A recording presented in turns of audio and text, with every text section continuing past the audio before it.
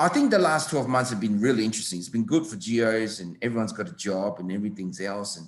But again, it's as we've discussed, it's sort of a sea of things that could go wrong, right? If you take the wrong position or too big a position, and like you said, it's sort of a false start. To finish off, what is your words of wisdom for these guys?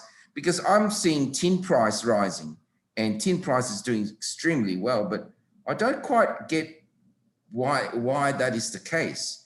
And obviously copper we've just discussed it, but yeah, in going forward, what is your words of wisdom? How do you attack this, and how should you position yourself? Yeah, that one's easy. Your listeners aren't going to like it. Yeah. Warren Buffett once said that you shouldn't buy a share of a stock until you had done enough work understanding the value that you would be delighted to see it fall 30% in price after you bought it, so that you could use the same knowledge to buy more cheaper. Now, sadly, Noel, I've been tested with that thesis dozens of times in my career. But if you decide to buy a share of stock for a dime, you should ask yourself how you'd feel if it was selling for 6 cents next week. If you would be delighted because you could buy more cheaply, then you should buy that share.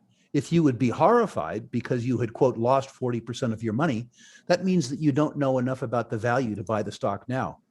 People pay slavish attention to share prices because that's easy information to get hold of, and nowhere near enough attention to value, which is much different.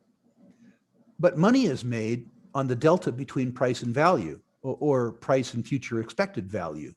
So if you don't have an opinion about the value of something, the intrinsic value of a company, the net present value of prospective future cash flows, the price information is useless.